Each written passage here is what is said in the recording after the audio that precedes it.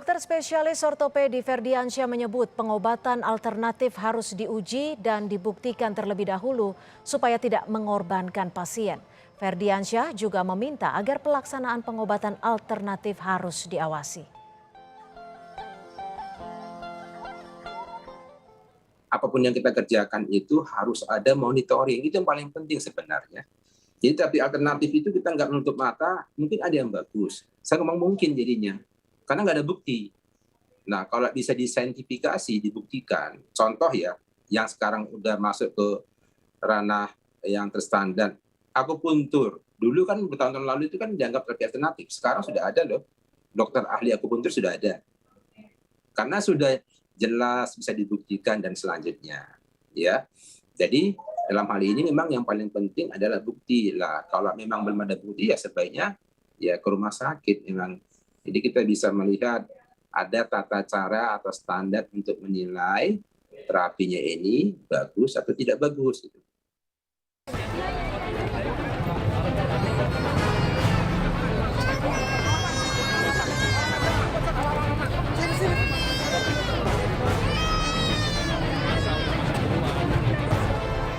Seorang ibu jatuh pingsan lantaran kelelahan menunggu pengobatan alternatif yang dilakukan Ida Dayak. Antusias warga yang datang untuk mendapatkan pengobatan alternatif dari Ida Andriani alias Ida Dayak sangat tinggi, hingga halaman Kostrad Cilodong dipenuhi ribuan warga. Kericuhan sempat terjadi saat warga saling berdesakan dalam antrean, hingga akhirnya pengobatan Ida Dayak dibatalkan. Meski begitu, masih banyak warga yang datang untuk mendapatkan pengobatan. Depok. Dari jam berapa, Bu? Dari jam 8. Jam 8 pagi? Enggak, jam 10 sampai sini. Ibu kesini untuk apa, Bu, berobat? Bapaknya pengen berobat.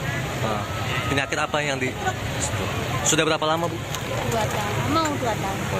Artinya sangat kecewa karena nggak jadi ya, Bu? Kalau saya sih, saya berpikir positif aja, belum rezeki. Oke.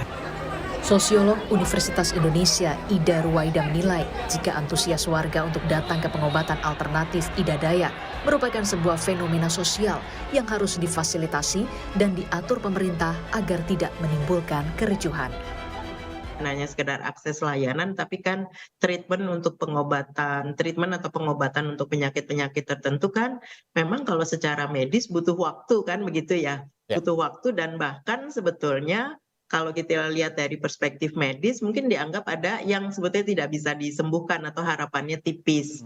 Nah, tiba-tiba muncullah Ibu Ida Dayak yang saya sendiri aja kalau melihat ya ada apa namanya kok bisa begitu loh, kok bisa ya yang sebetulnya kondisinya mungkin sulit secara medis, tapi dengan Ibu Dayak tuh kok bisa fasilitasi karena kalau tidak nanti akan menimbulkan keresahan atau bahkan kerusuhan begitu, kegesekan-gesekan di antara mereka-mereka yang sangat besar harapannya untuk bisa sembuh.